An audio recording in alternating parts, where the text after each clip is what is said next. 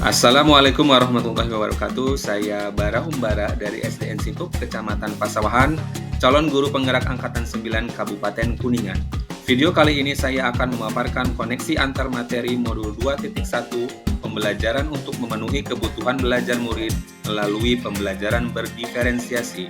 Selamat menyaksikan. Tujuan pembelajaran khusus, CGP dapat membuat sintesa pemahaman dengan mengkoneksikan semua materi yang telah dipelajari sebelumnya untuk menjelaskan pemahamannya tentang pembelajaran berdiferensiasi dan bagaimana mengimplementasikannya. Pertanyaan refleksi.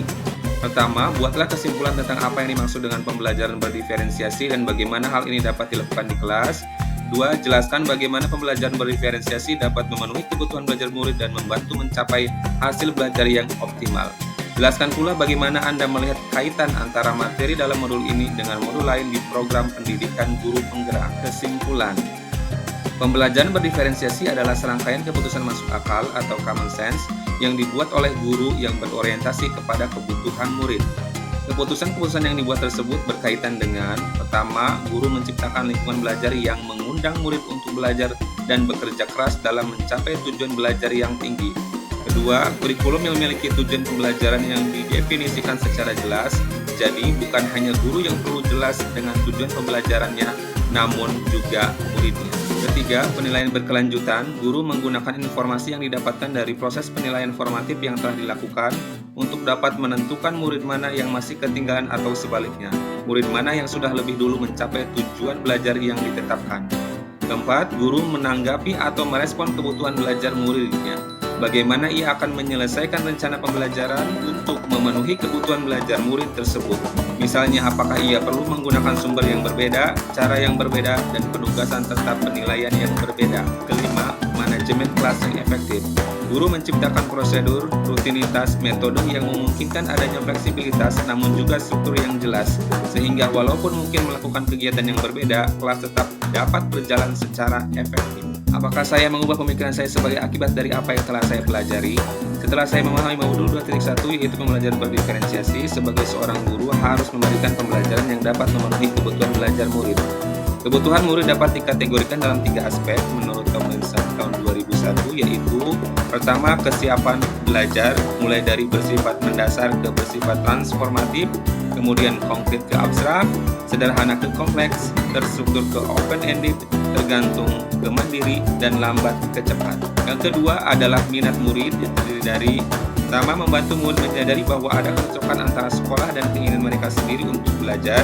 Kedua, menunjukkan keterhubungan antara semua pembelajaran. Ketiga, menggunakan keterampilan atau ide yang familiar bagi murid sebagai jembatan untuk mempelajari ide atau keterampilan yang kurang familiar bagi mereka. Keempat, meningkatkan motivasi murid untuk belajar. 3. Profil belajar murid. Pertama, lingkungan, suhu, tingkat aktivitas, tingkat kebisingan, jumlah cahaya. Kedua, pengaruh budaya, santai ke terstruktur, pendiam ke ekspresif, personal ke impersonal. Ketiga, visual, belajar dengan melihat, diagram, PowerPoint, catatan, peta, grafik, organisator. Keempat, auditori, belajar dengan mendengar, kuliah, membaca dengan keras, mendengarkan musik. Kelima, kinestetik, belajar sambil melakukan, bergerak dan meregangkan tubuh, kegiatan hands-on, dan sebagainya. Bagaimana perubahan pemikiran tersebut berkontribusi terhadap pemahaman saya tentang implementasi pembelajaran berdiferensiasi? Pemahaman saya terhadap implementasi pembelajaran berdiferensiasi menjadi semakin bertambah. Pemikiran untuk dapat memberikan konten yang bervariasi, pendampingan dalam proses pembelajaran, dan penilaian yang dapat memenuhi kebutuhan murid sangatlah diutamakan. Harus disadari bahwa murid memiliki keunikannya masing-masing dan memiliki potensi yang beragam. Oleh karena itu, sebagai guru harus memberikan pelayanan sesuai dengan kesiapan belajar murid, minat murid, dan profil belajar murid sehingga tujuan pembelajaran dapat tercapai dengan baik. Bagaimana saya tetap dapat bersikap positif walaupun banyak tantangan dalam penerapan pembelajaran berdiferensiasi ini? Saya tetap dapat bersikap positif walaupun banyak tantangan dalam penerapan pembelajaran berdiferensiasi ini. Saya siap menerima kritikan yang konstruktif. Tantangan tentu dari diri sendiri, saya akan keluar dari zona nyaman dan berusaha untuk mengimplementasikan pembelajaran berdiferensiasi di kelas. Saya juga akan mencari berbagai literatur yang relevan dan mengikuti pelatihan baik secara daring maupun luring sebagai pendukung dalam pelaksanaan sistem pembelajaran berdiferensiasi. Hal ini saya lakukan untuk memberikan pelayanan yang baik terhadap murid dalam mewujudkan profil pelajar Pancasila. Segala tantangan akan saya hadapi dengan sukacita dan penuh percaya diri dan mencari solusi terbaik demi memenuhi kebutuhan murid saya. Di antaranya dengan berkolaborasi bersama warga sekolah dan saling memberikan semangat, berbagi praktik baik, berusaha untuk mengevaluasi dan memperbaiki proses pembelajaran berdiferensiasi yang sudah diterapkan, dan membangun komunitas belajar atau learning community. Jelaskan bagaimana pembelajaran berdiferensiasi dapat memenuhi kebutuhan belajar murid dan membantu mencapai hasil belajar yang optimal. Pembelajaran berdiferensiasi merupakan usaha untuk menyesuaikan proses pembelajaran di kelas guna memenuhi kebutuhan belajar setiap murid yang memiliki karakteristik beragam. Ketika murid merasa bahwa pembelajaran disesuaikan dengan kebutuhan mereka, mereka lebih cenderung terlibat dalam proses belajar, yaitu lingkungan belajar yang mengundang murid untuk belajar. Hal ini dapat meningkatkan motivasi mereka untuk belajar, sehingga manajemen kelas yang diciptakan oleh guru terlaksana secara efektif. Selain itu, dengan menyediakan bahan ajar yang sesuai dengan tingkat pemahaman masing-masing murid dan penilaian yang berkelanjutan, maka akan membantu murid untuk mencapai hasil belajar yang optimal. Jelaskan pula bagaimana kaitan antara materi dalam modul ini dengan modul lain di program pendidikan guru. Pembelajaran berdiferensiasi kaitannya dengan modul 1.1 Filosofi Pendidikan Ki Hajar Dewantara.